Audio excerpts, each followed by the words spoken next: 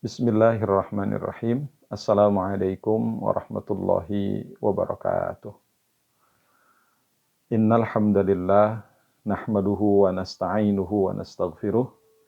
Asyhadu an la ilaha illallah wahdahu la syarikalah wa asyhadu anna Muhammadan abduhu wa rasuluh. Allahumma shalli ala sayyidina Muhammadin wa ala alihi wa ashabihi ajma'in. Amma ba'du, Bapak-bapak, ibu-ibu, jamaah Nurun Nisa yang dimuliakan Allah Subhanahu wa taala. Alhamdulillah. Izin Allah kita bertemu, mudah-mudahan pertemuan ini memberikan keberkahan kepada kita semua. Di tengah keterbatasan, di tengah pandemi ini, mudah-mudahan tidak menyurutkan kita untuk terus melakukan amal soleh dengan sebaik-baiknya. Apalagi pada bulan Ramadan, saat kita menghimpun amal soleh dengan baik. Saat kita terus melakukan amal soleh dengan mujahadah. Mudah-mudahan pertemuan ini memberikan keberkahan untuk dunia dan akhirat kita. Bapak Ibu, jemaah Nurun Nisa yang dimuliakan oleh Allah Subhanahu wa taala, sasaran utama ibadah saum yang kita lakukan, tujuan utama ibadah saum yang kita kerjakan ini salah satunya adalah untuk meraih ketakwaan. A'udzubillahi minasyaitonirrajim. Ya ayyuhalladzina amanu kutiba alaikumusshiyam kama kutiba alal ladzina min qablikum la'allakum tattaqun. Hai orang-orang yang beriman, diwajibkan kepada kalian semua untuk melakukan ibadah saum sebagaimana diwajibkan kepada orang-orang terdahulu sebelum kalian, agar kalian meraih ketakwaan. La'allakum tattaqun. Potongan ayat ini, la'allakum tattaqun. Nah, kalimat itu, kata itu oleh Syekh As-Sa'di dikatakan, ditafsirkan, fa inna siyama min akbari asbabi taqwa. Saum itu merupakan sebab terbesar untuk meraih ketakwaan. Artinya, kita tidak mungkin bisa meraih ketakwaan tanpa melakukan ibadah saum. Oleh karena itu, Allah memberikan kesempatan pada kita untuk melakukan ibadah saum pada bulan Ramadan ini. Mudah-mudahan segenap yang kita lakukan diberikan kemudahan oleh Allah Subhanahu wa taala. Karena kita yakin, kalau takwa sudah dalam genggaman kita, kita akan menjadi orang yang sangat mulia di hadapan Allah. Inna akramakum indallahi atqakum. Orang yang paling mulia di antara kalian adalah orang yang bertakwa. Allah tidak melihat rupa, bentuk kalian semua, jabatan, popularitas, tapi Allah melihat kepada hati kalian, yaitu ketakwaan.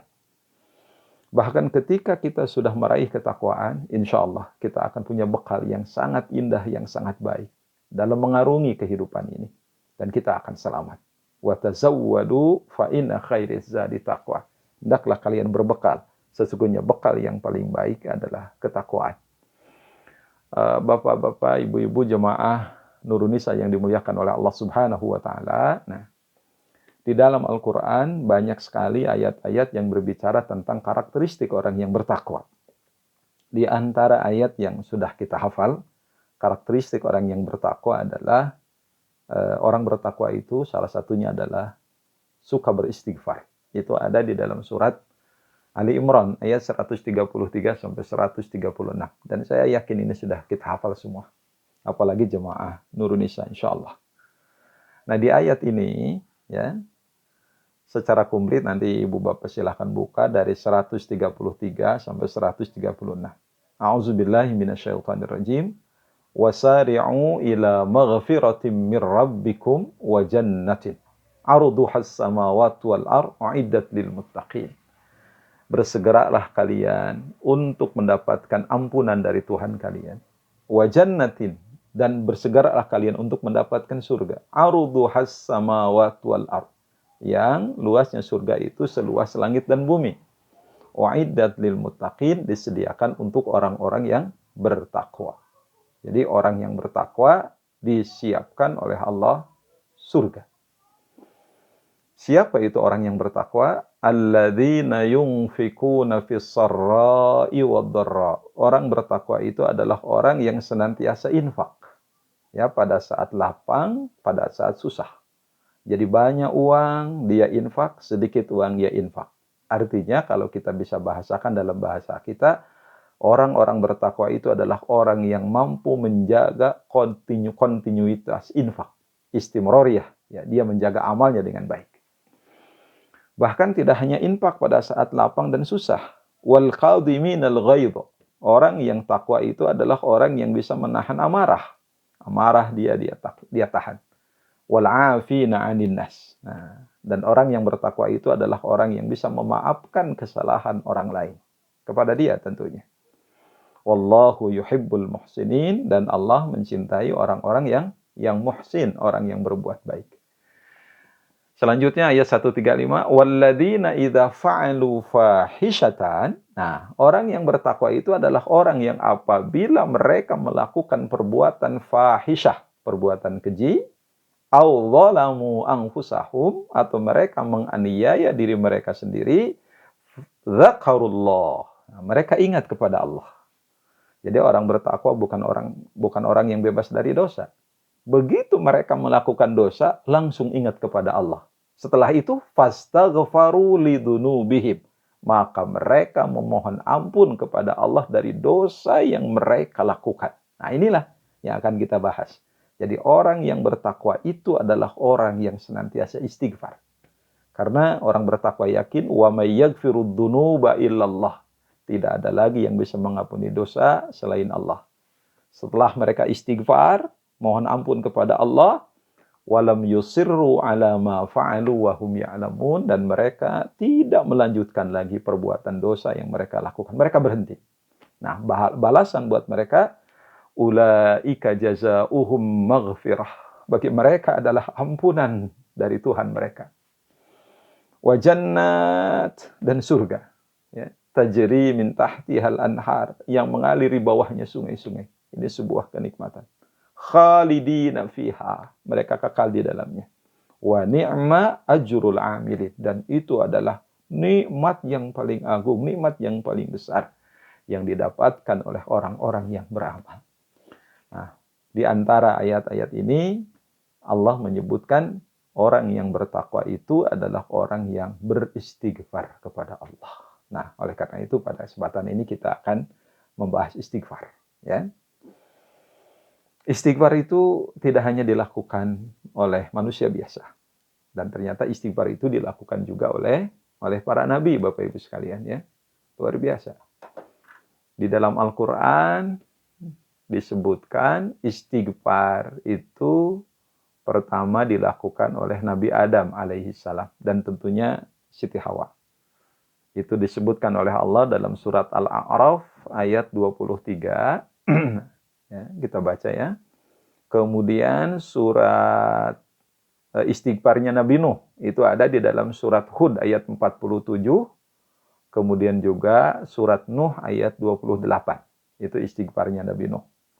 Kemudian istighfarnya Nabi Musa itu ada di dalam surat Al-A'raf ayat 151 dan surat Al-Qasas ayat 16. Nanti Bapak Ibu sekalian sambil dibaca ya. Kemudian surat Yunus, itu istighfar Nabi Yunus dalam surat Al-Anbiya ayat 87 sampai ayat 88, atau nanti dibaca kisah Yunus secara lengkap dalam surat As-Saffat ayat 139 sampai 148 ya. Kemudian juga istighfar Nabi Sulaiman. Itu ada dalam surat Shad ayat 35. Dan istighfar Rasulullah Shallallahu Alaihi Wasallam yang disebut dengan Sayyidul Istighfar yang biasa kita baca ya. Alhamdulillah saya yakin ibu-ibu di Nurun Nisa, bapak-bapak sudah pada hafal ya. Sayyidul Istighfar.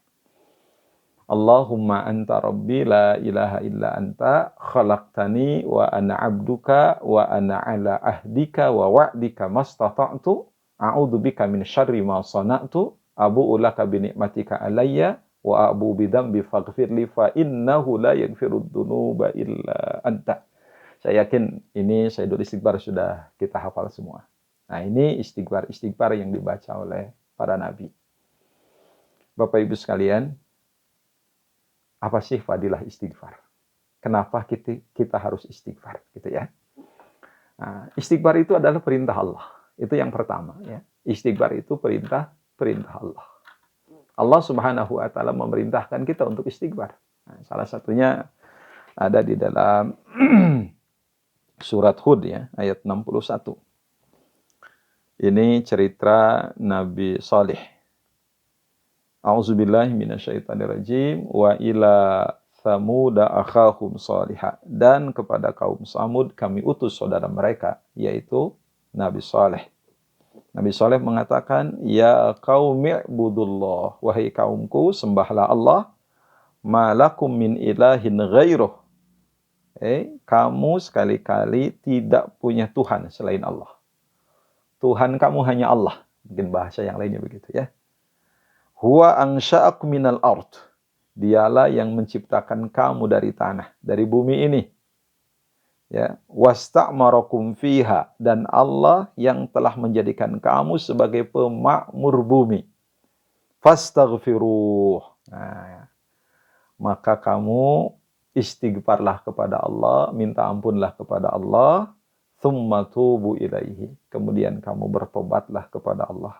Inna rabbi qaribun mujib. Sesungguhnya Allah, Tuhanku, qaribun, ya, maha dekat, qaribun, dekat terhadap rahmatnya, mujibun, dan memperkenankan doa hamba-hambanya. Ini perintah untuk istighfar. Bahkan di dalam salah satu hadis, saya bacakan ya, Rasulullah SAW mengatakan, Inna Allah azza wa jalla yabsutu yadahu bil lail. Allah itu, kata Rasulullah, membentangkan tangannya pada saat malam, liyatuba musi'un nahar, untuk menerima tobat orang yang melakukan dosa pada siang hari. Pada siang hari manusia melakukan dosa, maka Allah membentangkan tangannya pada malam hari untuk menerima tobat orang-orang yang melakukan dosa itu.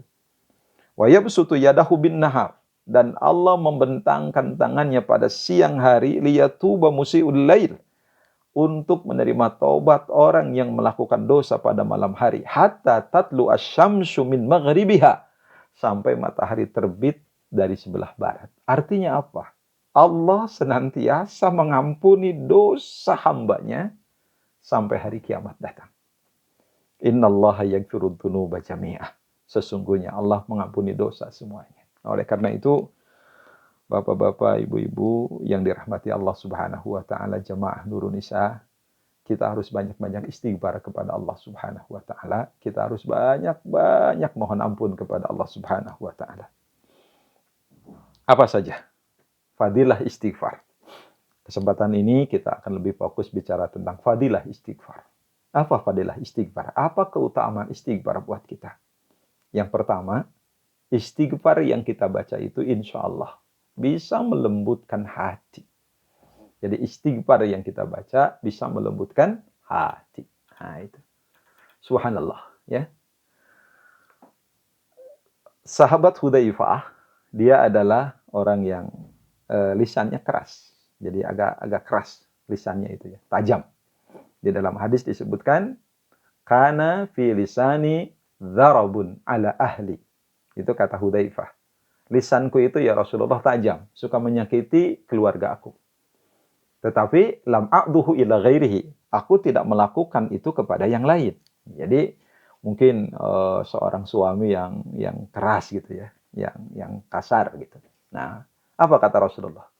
Ketika Hudzaifah ini menjelaskan kondisinya kepada Rasulullah, beliau mengatakan ya, Rasulullah menjawab tentang kondisi Hudzaifah yang keras itu, ya keras kata-katanya kepada keluarganya. Rasul mengatakan, aina anta minal istighfar ya Hudzaifah.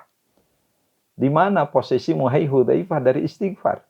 Jadi bahasanya, kenapa kamu tidak istighfar? Nah itu.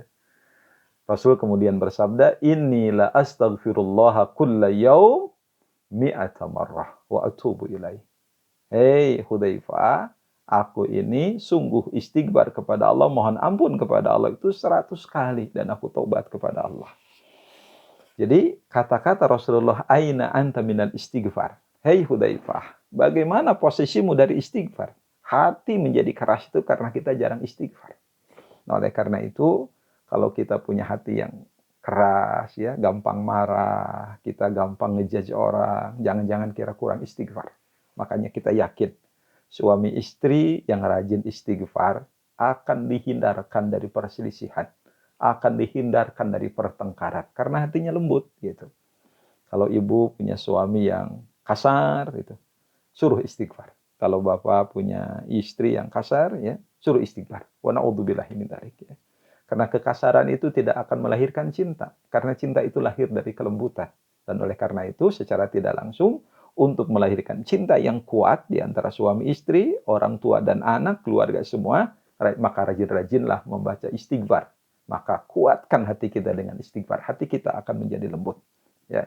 Karena kita yakin kalau sudah cinta akan lahir tanggung jawab. Kalau sudah cinta muncul akan lahir kesetiaan, akan lahir kebersamaan. Dan karena cinta itulah kita yakin pengorbanan akan datang. Nah, oleh karena itu kita jangan pernah lupa untuk membaca istighfar. Rasulullah itu membaca istighfar 100 kali, bayangkan. Padahal Rasulullah itu adalah orang yang mulia, orang yang terhindar dari dosa, maksum. Beliau tidak melakukan dosa, tapi istighfarnya itu satu hari lebih dari 100 kali. Allahu Akbar. Oleh karena itu, kita yang tidak ada jaminan terbebas dari dosa ini harus lebih banyak lagi melakukan dan membaca istighfar, memohon ampun kepada Allah Subhanahu wa taala. Semua dosa Allah akan ampuni kalau kita rajin istighfar kepada Allah Subhanahu wa taala. Bapak Ibu sekalian yang dirahmati oleh Allah Subhanahu wa taala, itu yang pertama. Jadi yang pertama, fadilah istighfar itu melembutkan hati kita. Melembutkan hati kita. Dan hati kalau sudah lembut, insya Allah kita akan mendapatkan rahmat dari Allah Subhanahu wa taala. Dakwah itu kalau dilakukan dengan keras, menyinggung orang, maka orang itu tidak akan pernah ikut kepada dakwah Islam. Ya, maka Rasulullah juga diperintahkan dakwah dengan pendekatan yang lembut. Dan kelembutan itu dari seorang dai, kalau dai itu senantiasa membaca istighfar, ya, mendawamkan istighfar. Itu yang pertama. Itu fadilah yang pertama. Yang kedua, ya, kalau kita rajin istighfar, Bapak Ibu sekalian, insya Allah pasti Allah akan memberikan rizki yang berlimpah kepada kita. Allah akan memberikan rizki yang berkah buat kita. Di dalam surat Nuh ayat 10 sampai ayat 12. Allah Subhanahu wa taala berfirman, "Faqultu astaghfiru rabbakum innahu kana ghaffara." Maka aku katakan kepada mereka, ya, kata Nabi Nuh, mohonlah kalian ampun kepada Tuhan kalian. Innahu kana ghaffara. Karena Allah itu Ghaffara, Maha Pengampun. Allah itu Maha Pengampun. Itu kata Nabi Nuh. Yursilis samaa 'alaikum midrar. Allah akan menurunkan hujan dari langit kepada kalian midrara, ya, dengan lebatnya. Nah, ini rizki. Jadi kalau kita sudah istighfar kepada Allah, Allah akan menurunkan rizki kepada kita. Nabi Nuh memerintahkan istighfar kepada kaumnya, Allah nanti akan memberikan rizki berupa hujan. Tidak hanya itu. Wa yumdidkum bi amwali wa banin. Dan Allah akan memberi kalian, ya, memperbanyak kepada kalian apa? Bi amwal, dengan harta, wa banin, dan anak. Ya. Luar biasa ya. Wa yaj'al lakum jannat, dan Allah akan menjadikan untuk kalian kebun-kebun. Ya. Wa yaj'al lakum anhara, dan Allah akan menjadikan pada kalian sungai-sungai. Nah, ini Bapak Ibu sekalian, jemaah Nurun Nisa yang dimuliakan oleh Allah Subhanahu wa taala, kalau kita rajin istighfar kepada Allah, rizki kita akan dibukakan oleh Allah Subhanahu wa taala. Bahkan di ayat ini, wa yumdidukum disebutkan. Dan kami, ya, kata Allah, dan Allah itu akan apa? Akan membanyakkan untuk kalian apa? Bi amwali wa banin, dengan harta dan anak. Jadi, ya, makanya ada seorang ulama yang mengatakan kalau kita ingin punya anak yang soleh, diberikan keturunan yang soleh, banyak-banyak istighfar. Bahkan bagi yang belum punya anak, supaya dimudahkan untuk mendapatkan anak, selain berdoa, kita membaca istighfar. Ya, kita akan dibanyakan oleh Allah harta kita dan anak kita. Mudah-mudahan, ya, kita mendapatkan anugerah dari Allah dengan istighfar yang kita baca setiap saat. Harta kita, ya, anak kita akan dibanyakan. Kalau harta banyak, kita bisa sedekah dengan sebaik-baiknya. Kalau anak kita banyak dan soleh, insya Allah itu akan menjadi kebahagiaan kita di akhirat. Dan Rasulullah bangga kalau kita ini banyak putranya, ya banyak anaknya, insya Allah. Rasulullah bangga di akhirat. Nah, untuk memperbanyak anak itu salah satunya dengan istighfar.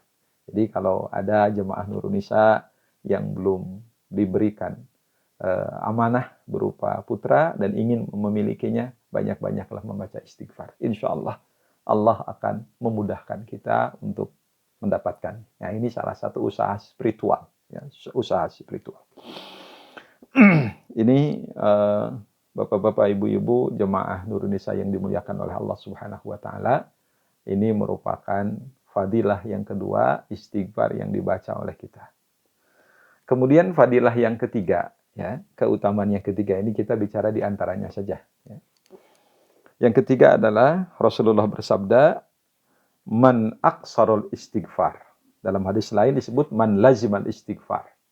Barang siapa yang memperbanyak istighfar, barang siapa yang melazimkan istighfar, ja'alallahu min kulli hammin faraja.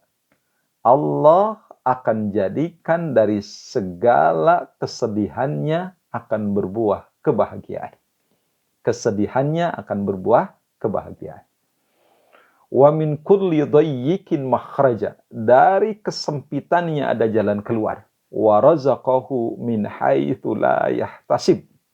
Dan Allah akan memberikan kepada dia rizki dari arah yang tidak disangka-sangka. Ini Bapak Ibu sekalian.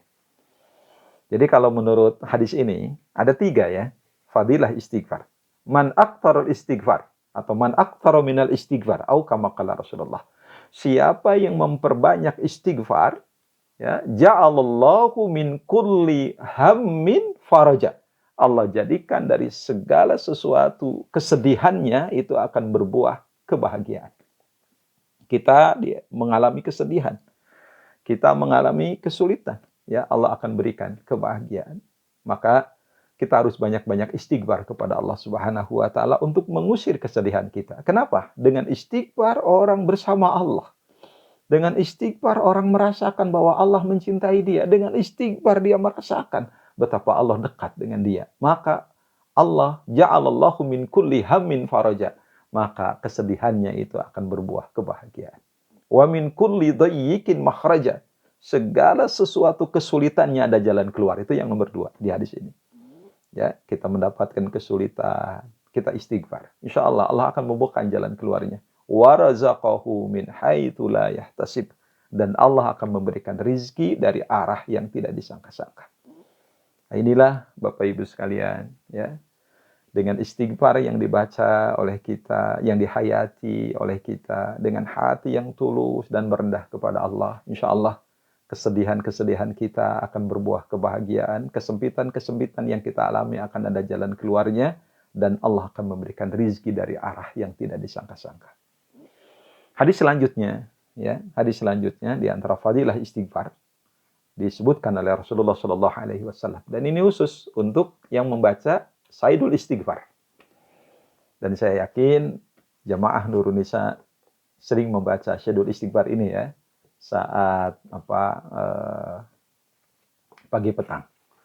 Rasulullah Shallallahu Alaihi Wasallam bersabda, ya, Sayyidul Istighfar, ya, Sayyidul Istighfar itu kata Rasulullah, antaqul, engkau mengatakan atau engkau membaca Allahumma anta rabbi la ilaha illa anta khalaqtani wa ana abduka wa ana ala ahdika wa wa'dika mastata'tu a'udzu bika min syarri ma sana'tu abu'u laka bi ni'matika alayya wa abu'u bi dzambi faghfirli fa innahu la yaghfiru dzunuba illa anta.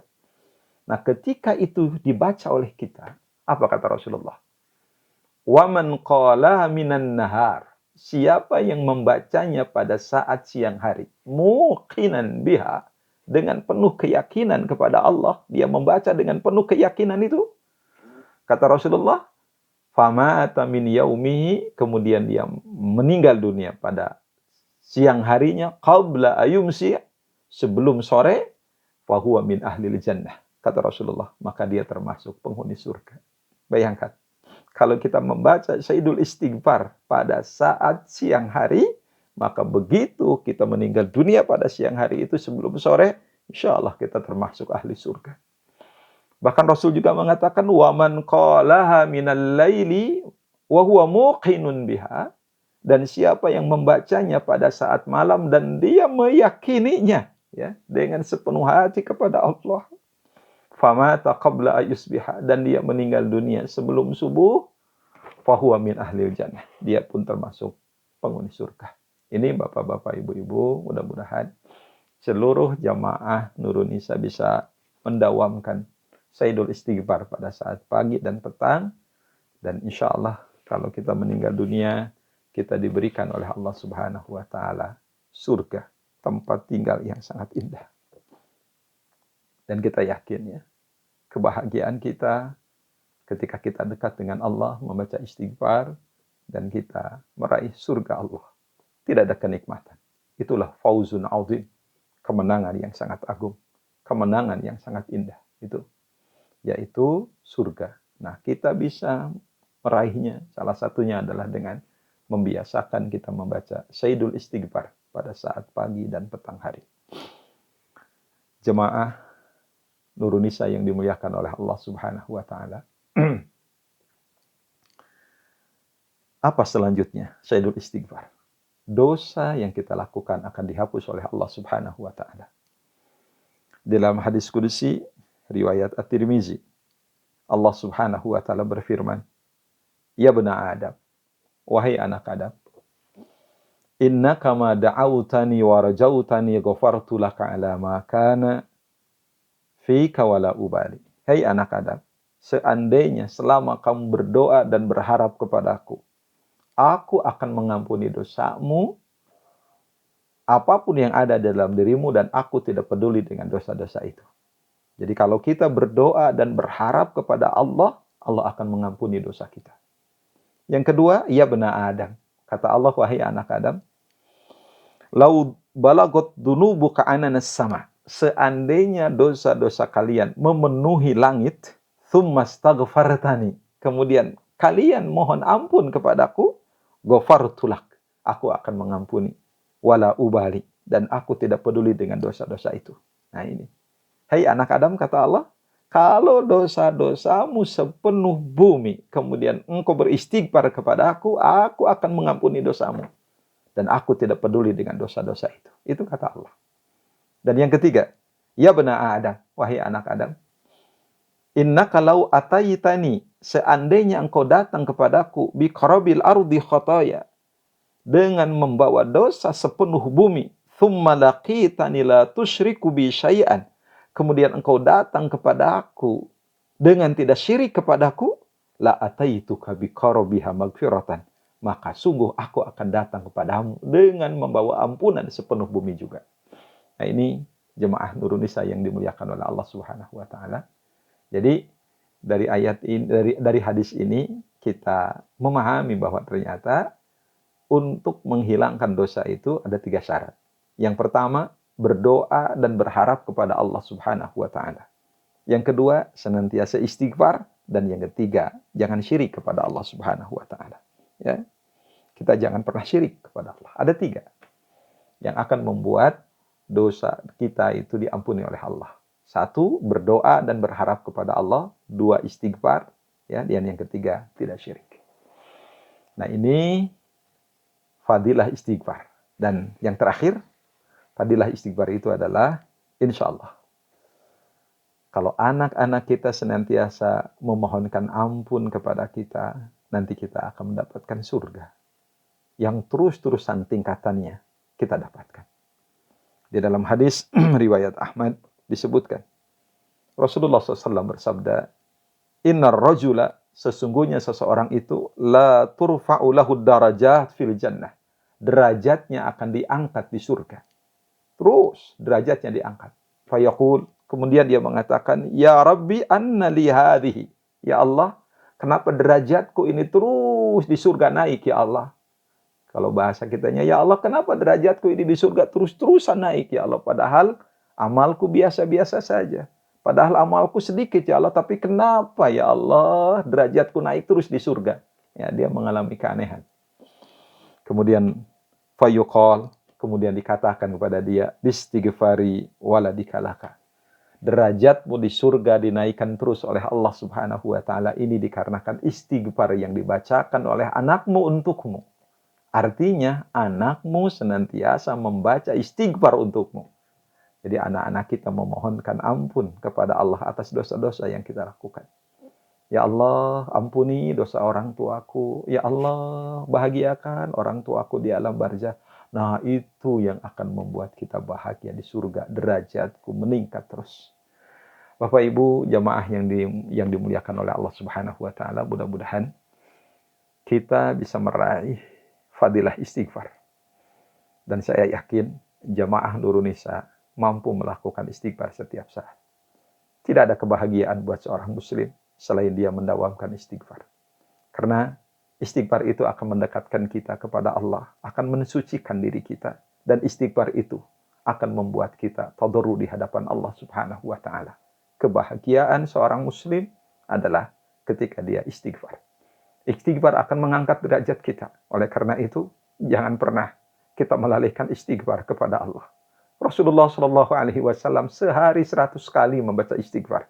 Padahal beliau adalah maksum, tak berdosa, dibimbing oleh Allah, disertai oleh Jibril kemana beliau pergi. Tapi Rasulullah istighfarnya 100 kali sehari. Padahal beliau tidak berdosa. Oleh karena itu kita yang tidak ada jaminan terbebas dari dosa harus lebih banyak lagi membaca istighfar.